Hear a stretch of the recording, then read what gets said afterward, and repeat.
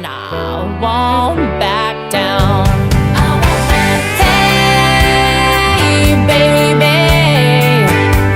there ain't no easy way out. Hey, everybody. Thanks so much for joining us right here on The Right View. We got a great show tonight, but before we get started, I want to tell you very quickly about one of our sponsors, Swiss America. Our country is facing so many problems these days under Joe Biden. The last thing any of us need is more to worry about. Unfortunately, though, we now have to fear losing our freedom and privacy with the Democrats' new push for a digital dollar that could allow the government to tell us what we can and cannot buy with our hard-earned money. That's why I'm encouraging every one of you tuning into the show right now to get The Secret War on Cash, an insightful report created by my friends at Swiss America. With this report, you'll learn how to protect yourself from the threats facing our freedom and your hard-earned money. The report is available right now to my listeners free of charge. Just go to www.swissamerica.com/Trump to register immediately. Tonight, we are joined by contributing writer for Media Research Center TV, Stephanie Hamill. Welcome back, Stephanie. As well as he's new to the show, but I think you guys out there all know him. You may know him as ConservativeAnt online. Anthony Raimondi, Stephanie and Anthony, welcome to The Right View. We're here, and it's crazy because we're in the middle of a pretty wild campaign at this point. I mean, we're fully in it. 2024 is happening. Anthony, I know I've checked in on some of the stuff you've been posting. Seems like you were pretty happy. A lot of folks out there are very happy with the big victory for Donald Trump in Iowa, New Hampshire. These have been historic wins. I think what it says to the American people, as far as I'm concerned, what the American people are trying to say is we're ready for Donald Trump back. We're going all the way to the White House on November 5th of 2024. What do you think? Yeah, I think that, everybody had more money in their pockets when Donald Trump was president, and they're really feeling that effect now more so than ever before, probably. I got to give it up to, the ones like Vivek that I was kind of on the fence with, and then he redeemed himself when not even a breath passed and he came out and in support for Donald Trump. And I think he's important because a lot of young people do listen to Vivek. So yeah, I will take that. Look, what I've loved to see, Stephanie, kind of as Anthony's mentioning, is there's really been this cohesiveness that seems to have taken effect within the Republican Party. I feel like the Democrats, for all the crazy stuff that they do, and man, there's a lot of crazy stuff that they do, they always tend to stick together, even when it's really outlandish things. They're like, oh, well, we're all in this together.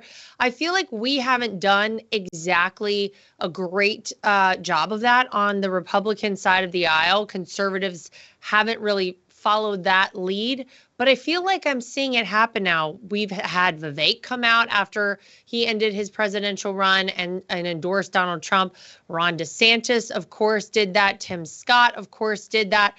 Only one hanging in there, of course, is Nikki Haley. We have Nevada coming up, the Nevada caucus coming up in a little over a week, and Nikki Haley isn't even registered for that caucus. She gets no delegates from that. She says she's going to stay in it for her home state of South Carolina. She's way down in South Carolina, about 30 points down from Donald Trump in her own state. Could be a little embarrassing if you lose your own state in a real blowout. But how are you feeling overall about things as we're here? It's going down. We're really just going strong towards November. Well, the last headline I read just a little bit ago said that Nikki Haley, regardless of the results in South Carolina, says she's going to continue to campaign. And as you just pointed out, the most recent polling has former President Donald Trump up at least 30 points. So, this is her home state. And the question, objectively speaking, is where do you win if you don't win your own home state? She came in third in Iowa, then she came in second, and that's just not first place. So The 30 points would be very devastating if the polling is correct for her campaign. And I don't know, as a candidate, how you would make a pitch to donors to keep funding your campaign. And as you pointed out, a bunch of Republicans have now supported former President Donald Trump. The right thing to do, if you're part of a political party, is to support that candidate, especially if you said you were going to. So yeah, and then in Nevada, as you pointed out, she's not on the ticket on the primary day, and then the caucus, I believe there's 26 delegates, so she's not going to get any of those. We'll see about that. But I think that right now, based on the polls, objectively speaking, look at the numbers, there really is no path. By the way, speaking of polls, here's something that I find very interesting, Anthony. You know, we obviously people put a lot of weight in polls, and I always take them with a grain of salt. But there's some very interesting polling that has come out recently as it relates to Joe Biden, who, bless his heart, as we say in my home state of North Carolina, this guy cannot walk up the stairs to Air Force One. He's falling off of bikes. I mean, every other day there's some like crazy video of this guy. I don't even know what he's saying most of the time. And you know, again, bless his heart. He is hemorrhaging Joe Biden support in very key areas for Democrats. He is hemorrhaging support with Black Americans. He's hemorrhaging support with American voters under the age of 34. So if you look at 18 to 34-year-olds, right now, Donald Trump is beating Joe Biden handily with this group of people. And the truth is, the Democrats count on that group of people, that voting bloc. They've got to have to ensure a victory for themselves. It's getting a little sticky out there for Joe Biden. I always say it on this show, I don't believe that Joe Biden can actually be who the Democrats ultimately are running as they head towards, you know, the general election coming up in 10 months. What do you think about Joe Biden? Do you think they're going to do a swap of some kind, Anthony? What's your vibe on all of this? Because I got to tell you, the polls look horrific for Joe Biden right now. Yeah, and I think, you know, that demographic is super important, the younger generation. And that's always who I'm trying to reach out to with the way that I do my videos, is because we need Gen Z, we need millennials to like really back this. Here's the thing with Joe Biden, he's not cool at all. Nobody thinks he's cool. And then he fumbles and falls and puts on a helmet backwards, like everyone's like, okay, this is insane. What I want people to also realize, what's happening here is we had popular figures like Nicki Minaj come out not too long ago talking about how her own family and friends couldn't afford the price of living. Then you have, you know, Snoop Dogg coming out. Snoop Dogg, yeah.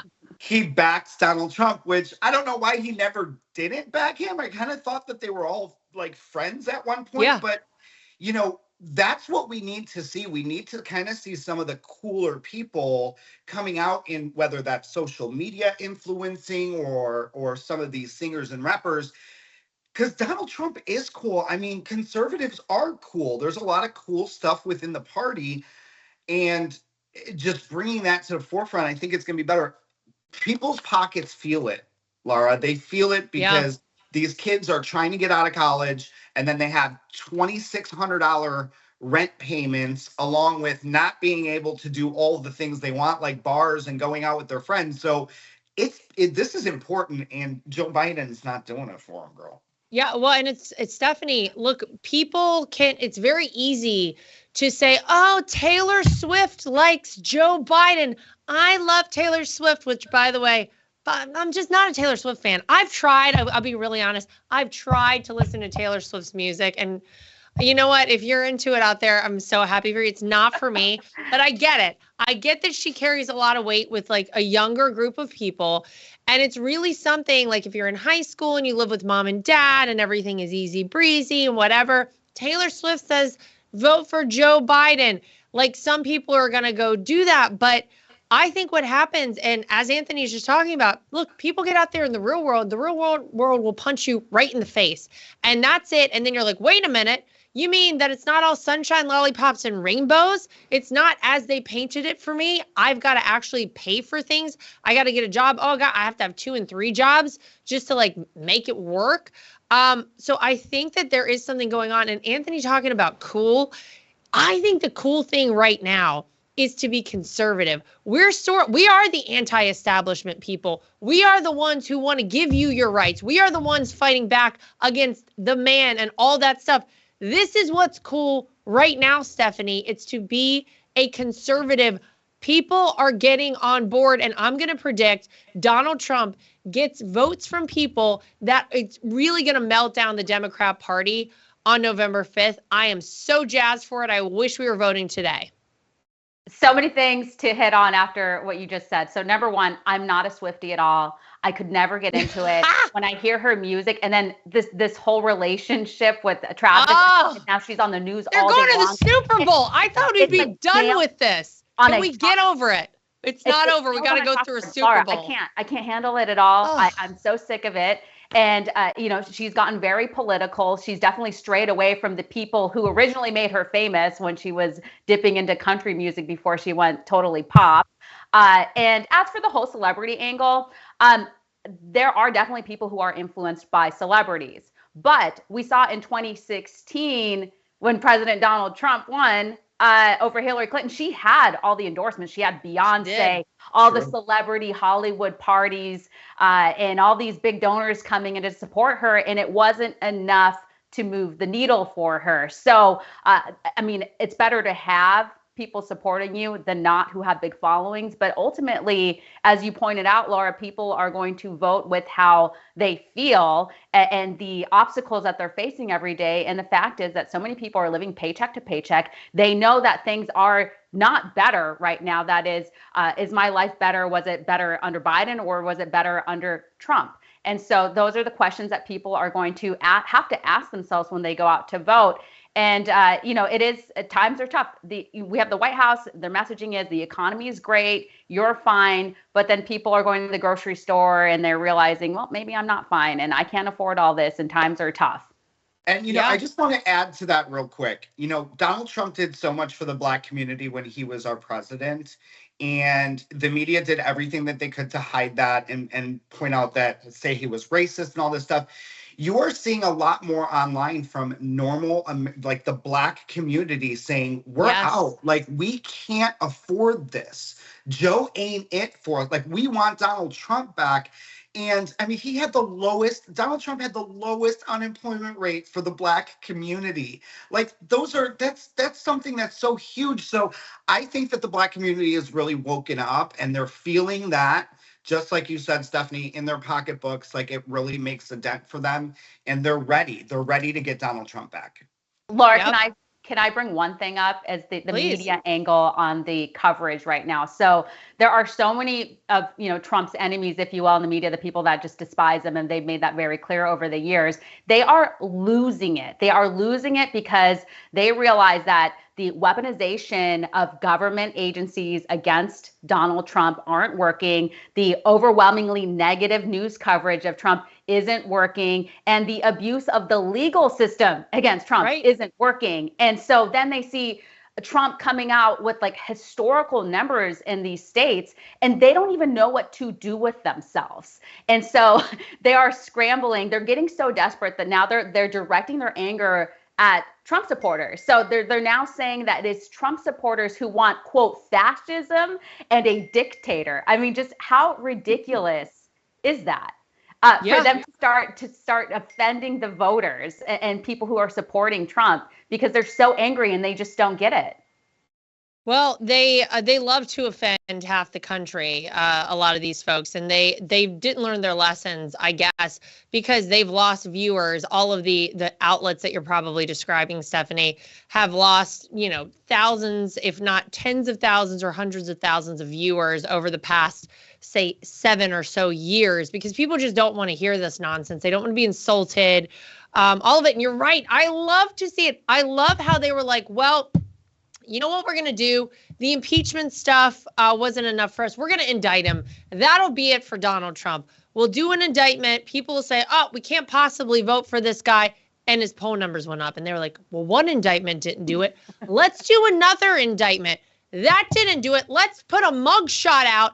That skyrocketed his poll numbers. And people were like, give us a polling location so we can go vote for this man. And then Iowa happened and he blew it out of the water. And New Hampshire happened and he blew it out of the water. And I'll go ahead and predict that when he gets to South Carolina, Nikki Haley's home state, again, bless her heart, she's really putting in the time there and she's spending somebody's money to a whole nother degree. But he is going to blow it out of the water. And people can only be fooled, as Anthony just said, for so long. And when the rubber hits the road and real life happens and they realize, wow, maybe things were better under Donald Trump, things are definitely not working now, I think they're voting for the guy who they know has done it and done a good job of doing it before, and that's Donald Trump.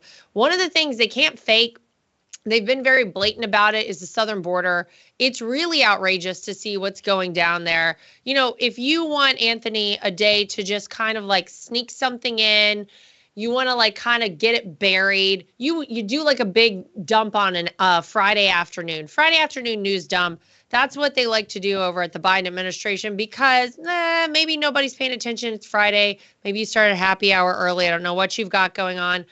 We shattered another record for illegal immigrants, at least encounters. These are the ones that we know of. Month of December, 250,000. That is 250,000 people came into this country, and we know about them at least in the month of December.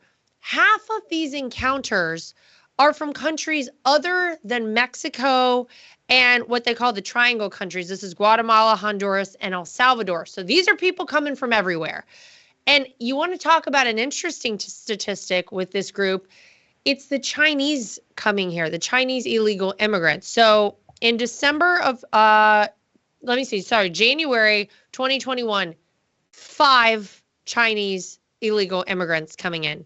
2022, 931. And as of December of 2023, 6,000 just in that month alone were illegal immigrants from China. So I don't know. I've always had my eye on China. Donald Trump's always had his eye on China. We've got people coming here, Anthony, from all over the world. It's not people coming from Mexico and South America. It is a huge problem. We don't know who these people are, most of them who are coming in. You also have a situation where we are actually seeing crazy stuff happen. They call it the parole pipeline, where you've had 745,000 illegal immigrants let into the U.S. interior in the year of 2023. This is where we actually process them. They go through some sort of a court proceeding, and then we're like, go ahead and go out and go about your life in America now. Thanks so much. It outpaced American births for 2 months. This is crazy stuff going on at the southern border. The Biden administration kind of seems like they're realizing this is going to be a big problem for voters because it was the #1 issue in Iowa, #1 issue in New Hampshire. It is very, very troublesome to see that they have broken our laws and are flagrantly just violating it on a daily basis. And we've got major problems in this country because of the southern border. Yeah, everybody, we've all come here from someplace, right? You got to do it the legal way. You got to come here the right way. As you said, they're coming from all different, this isn't a Mexico, like nobody has a problem with Mexican people. Like they're coming from all of these countries where they hate you. They hate us. And somebody who used to be part of the gay community, because I know that the gay community doesn't claim me anymore, they don't like you in those countries.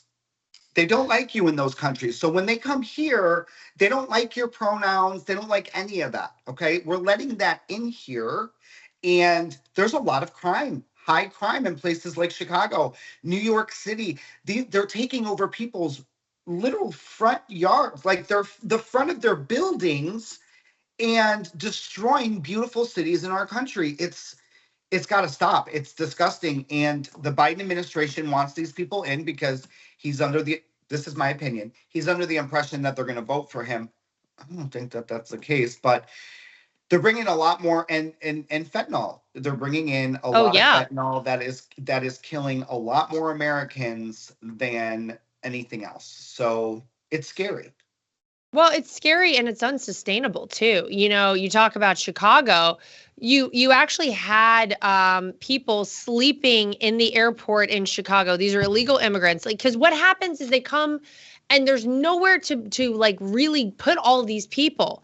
Obviously, when you just say come now, this is the time. People are coming in. 8 million have come in since. I mean, that we're again that we know of. It's the number's way higher than that, by the way, since Joe Biden was president of the United States. 8 million new people. These are people who are not paying into our tax system. These are people who are not, you know, really part of the society. They don't know, a lot of them, where they're going. So you've seen the problems in places like New York. Eric Adams is begging for help. I would tell him he should call up 1600 Pennsylvania Avenue. There's a guy there named Joe Biden who's letting this all happen. And the border czar, Kamala Harris, what a joke, who's also letting this happen.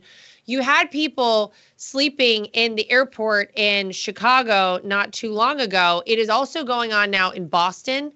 You have hundreds of illegal immigrants who have nowhere to go, so they're sleeping in Logan Airport, Stephanie. You've got kids, you've got families. The shelters in Boston reached capacity back in November. And this is very problematic for the city of Boston. Because it's going to cost, they estimate next year, $915 million, the governor of Massachusetts says, to the state of Massachusetts if they continue to see the illegal immigration problem coming there. It really is something that we can't sustain. We talked last week on this show about how you have a hospital in Denver that really is going to be, they're going to have to shut down because they can't maintain anything there. They have too many people coming. They're turning away people with substance abuse issues and mental issues. They're saying, we just can't take you. And I saw a quote whenever I was looking through the comments, because Anthony, I know you love a good comment section like I do. I love to go to the comments. I'm like, let me just gauge how people are feeling about this. Here was a comment on this whole situation. Democrats are fine with burning down the country if it means they can rule over the ashes. That is essentially what we're seeing happen. Yeah. So this is a disaster of epic proportions, as you just laid out. It's a humanitarian crisis when you don't have places that can absorb the amount of migrants that are coming through. There is no country in the world that would tolerate this influx of migrants. We're a nation of laws, and so we have the right to protect our borders.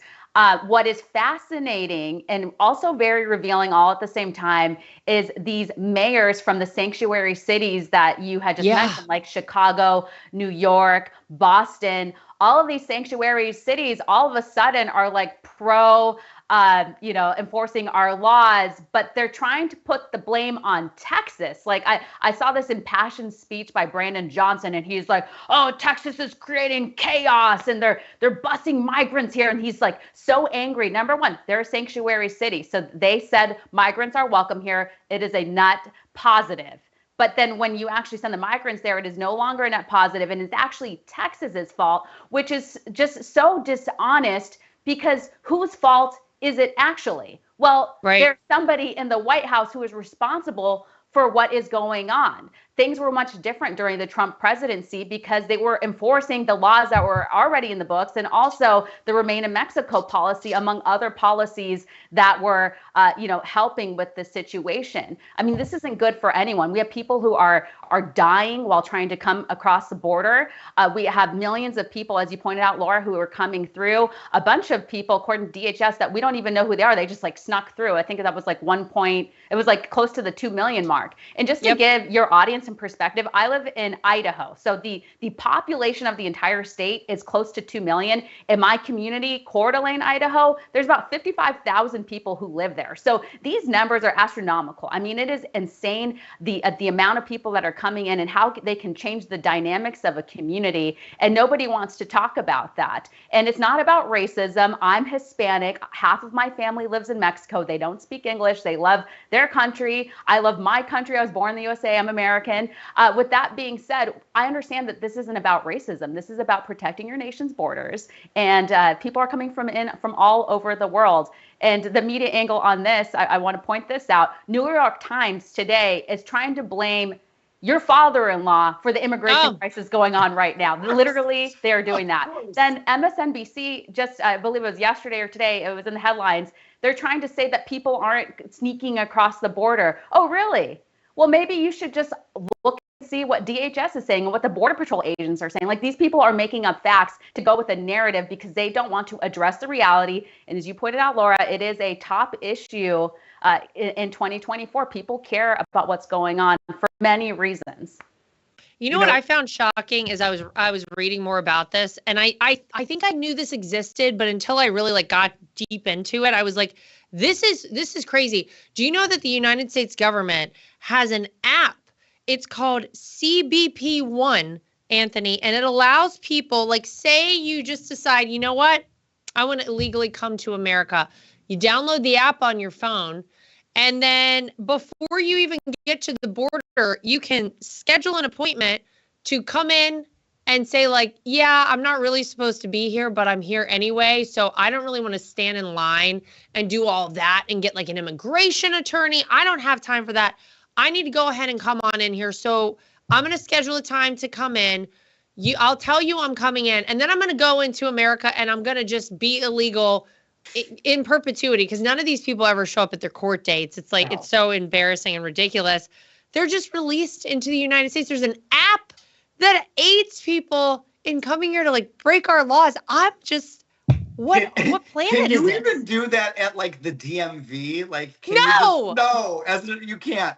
Here's something else that I wanted to point on. I had it written down is Americans are noticing the inconvenience and the security risk, because in New York, I think it was just last week, if not 2 weeks ago, they used a high school. So the kids could not go to a school school because they used it as a facility for migrants.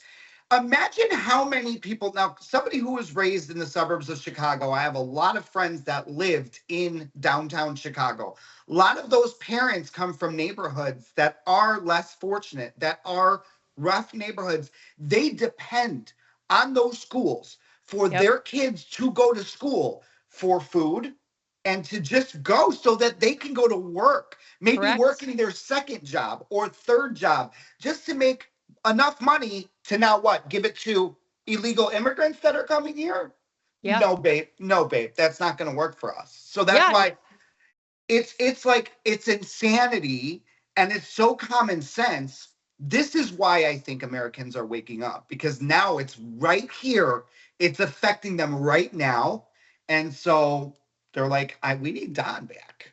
Yeah, well, and I mean, I talked about this last week, but it's such a great example as to why people who maybe you're not like in tune with everything going on in the country, maybe you're not like up on the news all the time, but you have situations where, like, say someone has been in line waiting for affordable housing for several years.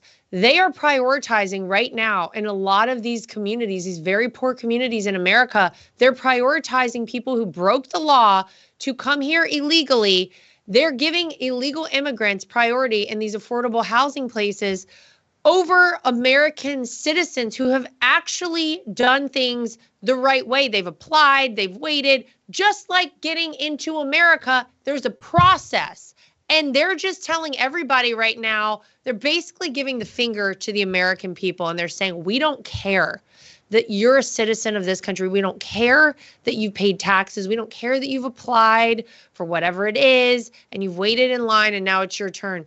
This is a dire situation now. So we're going to give priority to these people who broke the law to come here. That is why I think you were seeing a lot of people like, hold up, something's off here. We cannot continue to do this sort of thing. It's really just a symptom of how bad the Democrats are at managing any and everything. You give them something, they turn it into garbage, right? They ruin so many situations. We know the crime is a huge problem right now in this country. You have places like San Francisco where there was some big TikToker. This guy had like 8 million followers. He goes around and he reviews restaurants on TikTok. He and his family had to like abandon their trip to San Francisco recently because they were like, it's just too dangerous. It's not worth us even going there. Oakland, not too far away from San Francisco, happens to be home to the Blue Cross Blue Shield headquarters right now. They are telling their workers, they sent a memo around saying, if you come to work, they only are asking people, by the way, to come to work like 2 days a week, which it's just whatever. That's a whole nother situation. You shouldn't leave the building in Oakland to go to lunch because it's just too dangerous. And if you need to walk any way to get to work, we'll provide a Lyft or an Uber for you because it's too dangerous, Stephanie, for these people to actually physically go to work. I don't know. When I had a job in a like literally a 9-to-5 job in a building and I would go there every day, the only thing I looked forward to, I was like, God, let me get out of here for a couple minutes to go get lunch. These people can't even go get lunch because it's too dangerous in Oakland, California. They've seen violent crime, of course, go up 21% in the past year. It's a bad situation out there in California, but especially San Francisco, Oakland area. People are leaving. I don't know. I would get out of there.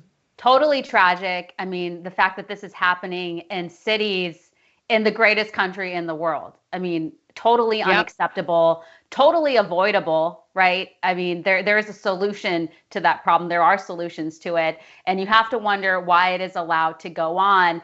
And we know how quickly politicians can clean up their cities. We saw Gavin Newsom, they cleaned up San Francisco to lay out the red carpet for China's dictator, if you will. And apparently, last I read in the reports, it's like back to business as usual, but they did clean it up.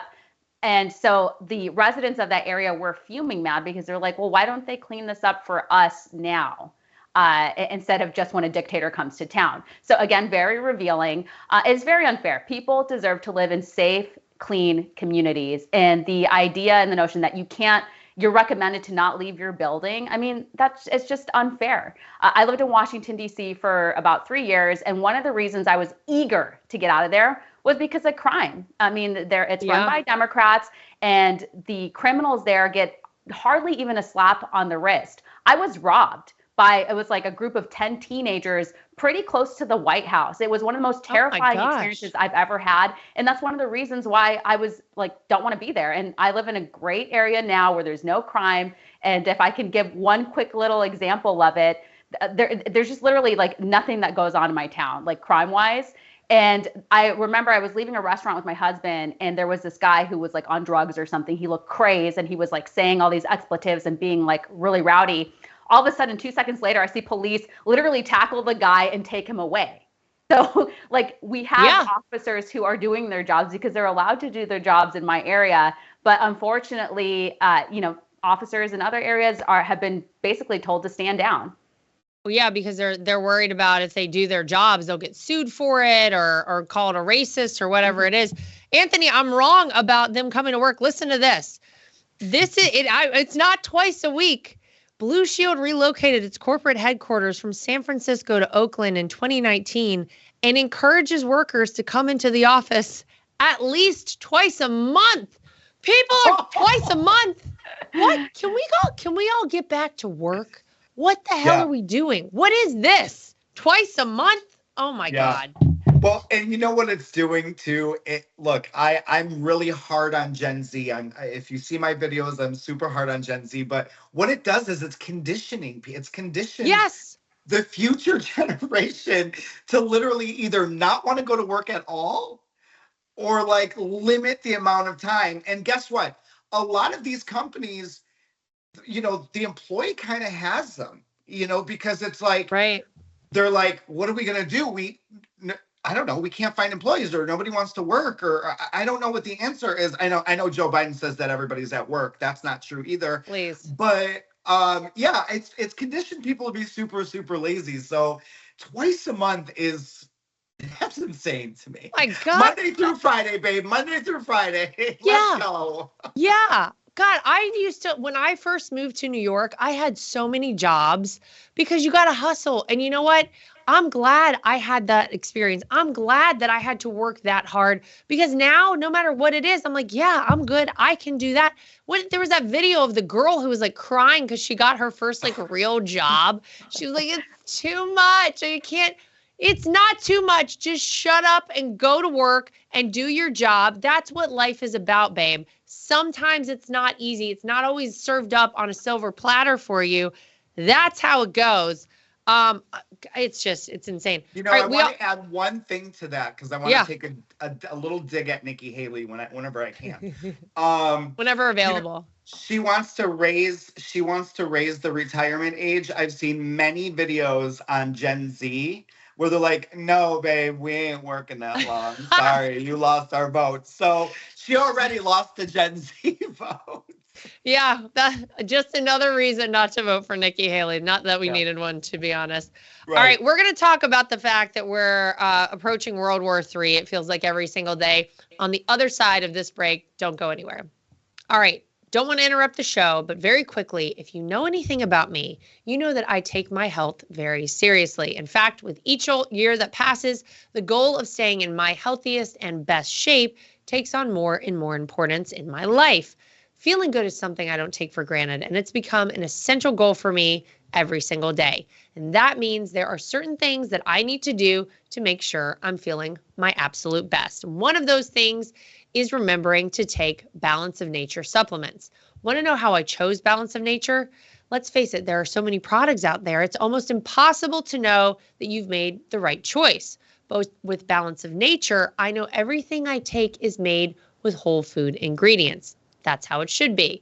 If getting more serious about your health is something you've been wanting to commit to, I highly recommend you check out Balance of Nature. You can order them directly at www.balanceofnature.com and use promo code Lara. That's promo code LARA to get 35% off of your order. All right, coming back to the show. All right, we all know that Joe Biden has us basically on the doorstep of World War III. What is our military doing? They're prioritizing pronouns.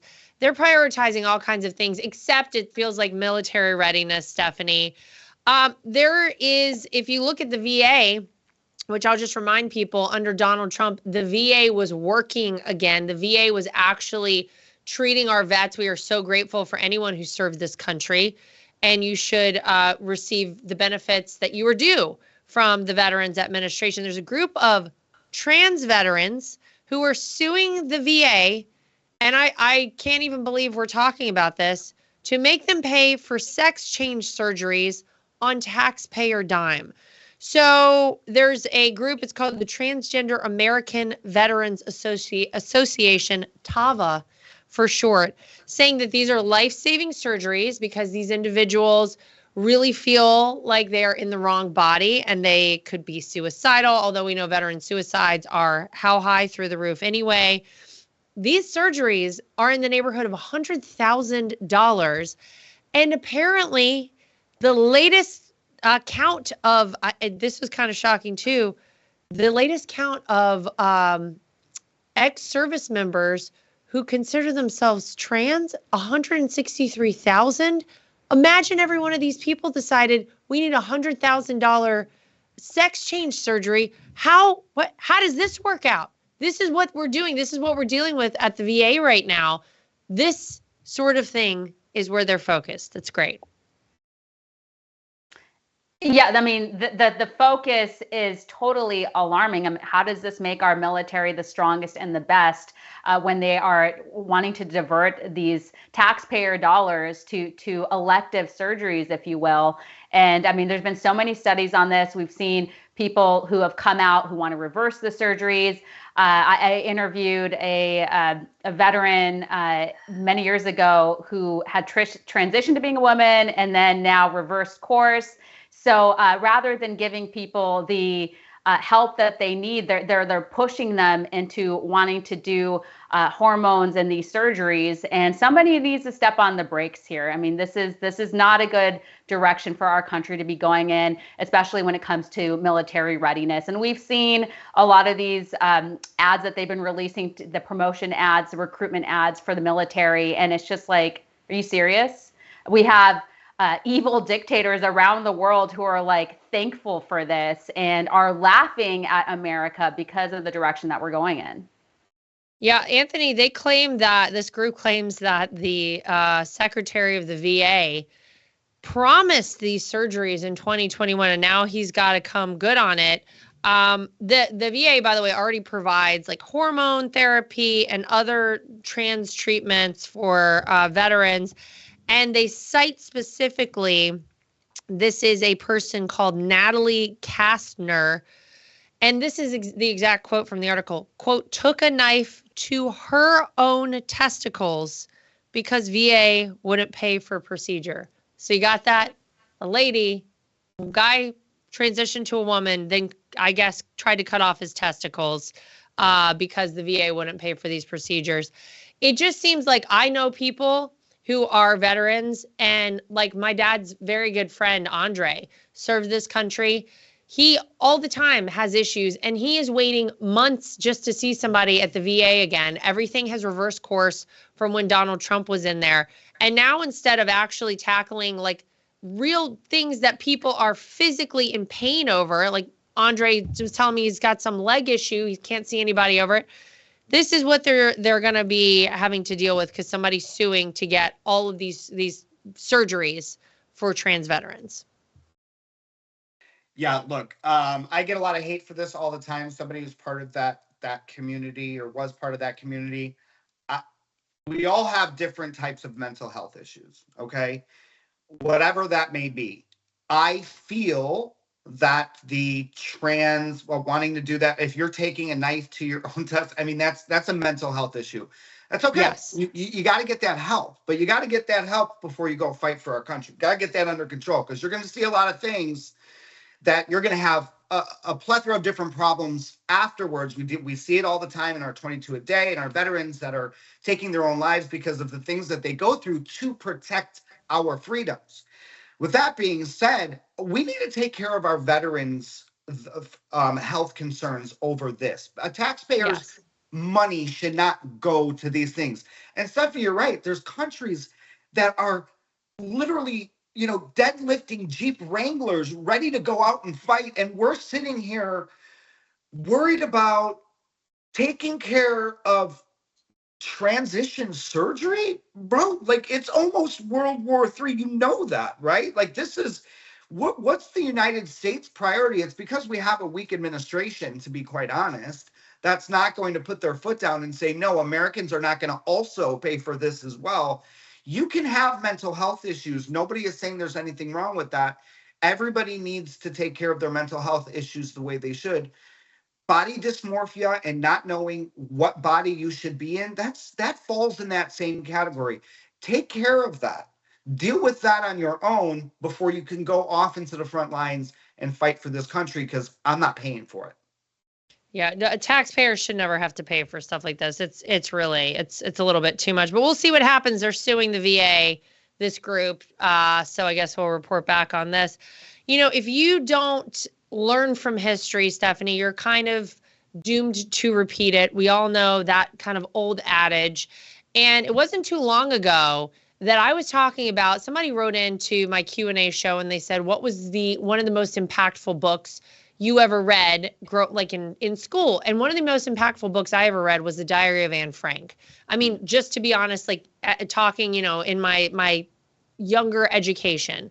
And I said at the time, I hope my kids will be able to read The Diary of Anne Frank, because it really feels like we're in a bit of a weird spot right now, where we know how they've tried to at least change the history when it relates to my father-in-law. You actually have textbooks out there across the United States that still talk about Russia collusion, and that Donald Trump won in 2016 because he colluded with Russia. Are we kidding? This is the kind of stuff they're teaching our kids right now in a lot of these major textbooks across the country. Wonder what the goal of that is. You jump over across the pond. We know there's a big situation going on right now in the Middle East. We know that we've seen anti-Semitism on the rise all over the world. There are some schools in the UK that have pulled out of a program that essentially teaches about World War II. It's called the Anne Frank Trust Education Program, apparently due to community tensions following the Israel-Palestine conflict. Anne Frank and her family hid for 2 years in a tiny little attic in Amsterdam until she and her sister were sent to a concentration camp and were killed. It is one of the most raw and real examples we have of the atrocities of the Holocaust. It feels like we're steps away in some places around the world, and even in this country right now, from seeing people like even denying the Holocaust. We know that there are some people who do that sort of thing. But it's a slippery slope. Once you start saying, oh, we're not going to talk about this and that because it doesn't fit into how we want to frame things, I say teach all the history. Let everybody learn from it, because we never want to repeat that time in our world history ever again. Look, it's chilling. It's a book that we all read, and it gave the human perspective on what it's like to go through such an atrocity.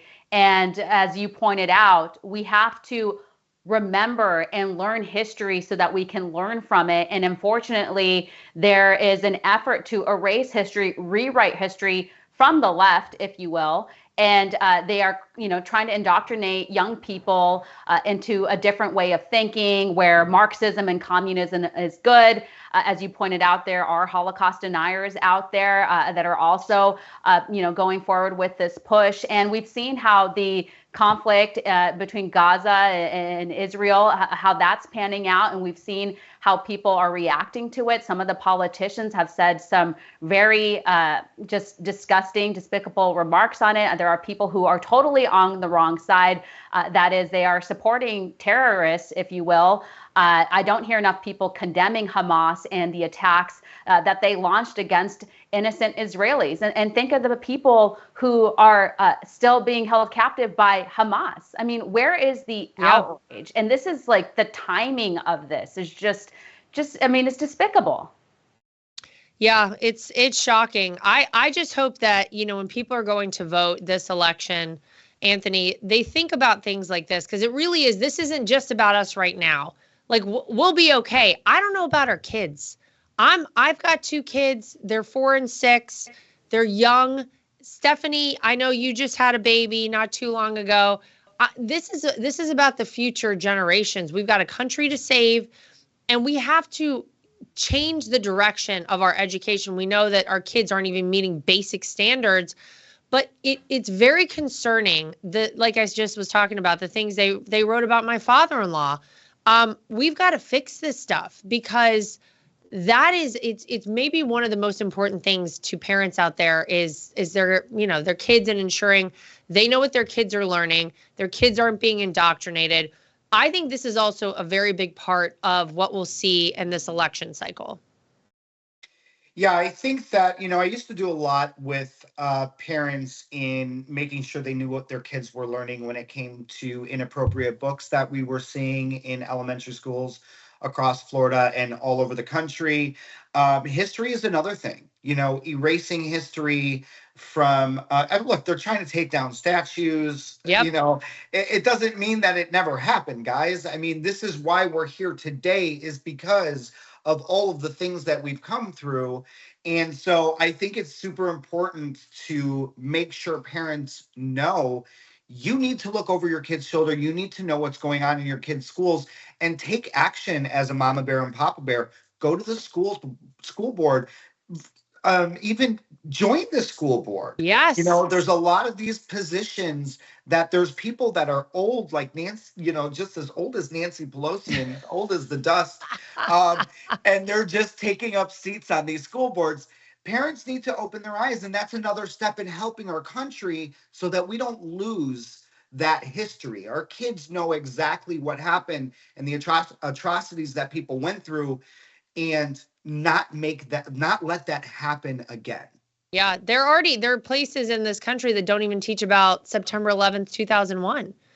So yeah, I got to tell you that when I found out about that, that's crazy. Because I mean, for those of us who lived through it, that's something we'll never forget. That's ingrained in us forever. But if you weren't alive at that time, and a lot of these kids, who should be learning about it in school are not even learning about that, even more frightening as well. All right, before we go, I just want to hit on artificial intelligence really quickly. I'm terrified of it. I feel like it's going to be Terminator type style. The robots are going to take over. I don't like any of it. People aren't even writing things anymore. They're literally just going on Chat GPT and being like, write this for me. Anthony, people are being lazy. We're keeping them lazy. They're going to work twice a month. They got AI writing things for them. We know that AI can be dangerous too. Of course, it took Taylor Swift. God, I don't know why we're talking about Taylor Swift again, but we know these like fake nudes of her were spreading online. It also happened to a 14-year-old girl. And I mean, that's very, very upsetting. She was a victim of like, I guess I call it deep fake porn at school. And imagine all these kids you go to school with as a 14-year-old are sharing a video or photos or whatever it might be. It's not even you. It's got like your face on it. There are so many issues that I have with AI and the future of this country. The mom of this 14-year-old girl, by the way, is trying to go to Congress to say, like, we need some regulations on this. My question, Stephanie, is can you even regulate something like this? Like, how do you do this? I feel we're in a very interesting space right now where I don't know. I don't know what happens from here, but I feel like it is going faster than we can kind of get a handle on when it comes to the AI stuff. It's a bit of a head scratcher, isn't it? And as you're pointing out, it's like our laws can't keep up with the rate of technology. And, people are using it in nefarious ways. I mean, especially the story of the 14-year-old girl. And even though I don't like Taylor Swift, that shouldn't have happened to her. And so obviously bad people are going to do bad things. Immature people are going to do terrible things with AI. And so the question is, what are our lawmakers going to do about it? I don't have the answers, but obviously this is a big issue that we're going to have to tackle as a country and as a world as technology continues to advance. Yeah, I mean, for me, I released a little song, a cover of Tom Petty's "I Won't Back Down," and during the time that I released it, someone used AI to release a video of me. Anthony, I know this will be shocking because there's so many people out there on the left who are a fan of me and my music. That made me sound like I was singing off key. It was like a video of me. And like, literally, imagine people just sent this around. They're like, yeah, Lara Trump sucks. I mean, not a lot I can do about that, but I'm terrified of AI. What do you think, Anthony? What are your thoughts on artificial intelligence? And that's just it, right? It's almost like, how do you prove that that's not that 14-year-old girl? That's not you, right? And that's what's so scary about it, is because, look, I had somebody that I have people that have fake accounts that message people as AI bots that know a lot about me just from a simple Google search and bio. And it's so realistic that it's scary, right? And I'm in that comment section. I'm like, that's not her.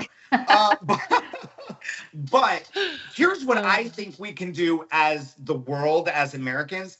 Be smart. Be smart. If you know darn well that somebody is messaging you as Lara, as Stephanie, as me, or putting pictures out there, be like, but is it? And, try and almost bait the AI, like bait them. I've had people say, well, send me a selfie of you then. Like, put your two fingers up, like send me a selfie of yourself. Right. Just so I can make sure that I'm vetting you properly. I think what's scary too for the kids is all of our kids. I mean, I have nieces and nephews that are like kids, my kids, using their pictures for stuff that's disgusting and atrocious and all the things. We just have to do better and just make sure that we can help vet. I mean, these are robots, guys. These are like I don't know what it is. It is Terminator style stuff. Yeah, this is what I'm saying. Anthony, they're going to take over. I've been saying it a long time. Somebody someday will rewind some of these episodes and be like, Lara Trump was right. Yeah. I'm just like, it is a very, very scary time for this stuff, especially. And I don't know that you can regulate it. I don't know how you do it. I don't even know who you go after for something like doing this. It's crazy stuff. I don't know. I'm semi-terrified. But aside from that, we've got a country to save. We've got a world counting on America to get it back together. We all know for whom I will be voting.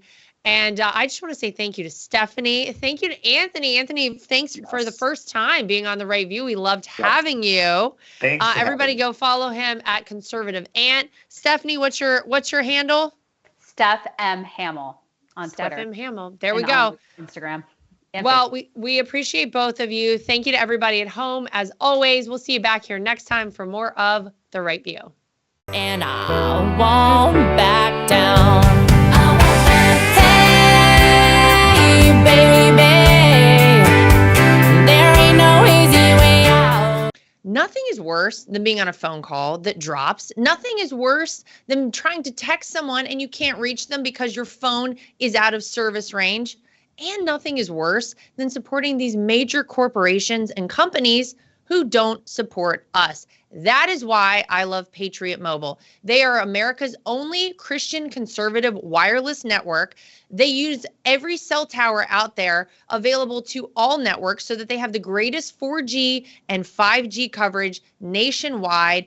And they support the causes that are important to us as conservatives. If you go today to patriotmobile.com/Lara Trump and use the promo code Trump, you will get free activation today. Again, that is patriotmobile.com/Lara Trump. The promo code is Trump for free activation so that you can get a great cell plan and feel good about doing it. My name is Lara Trump, and I think Mike Lindell is a patriot. He is someone who loves this country, is willing to fight for this country. If you go to mypillow.com today and use promo code Trump, again, promo code Trump, you will not only save money, but you will help us continue this show and other shows like it and help us continue the fight for the future of America.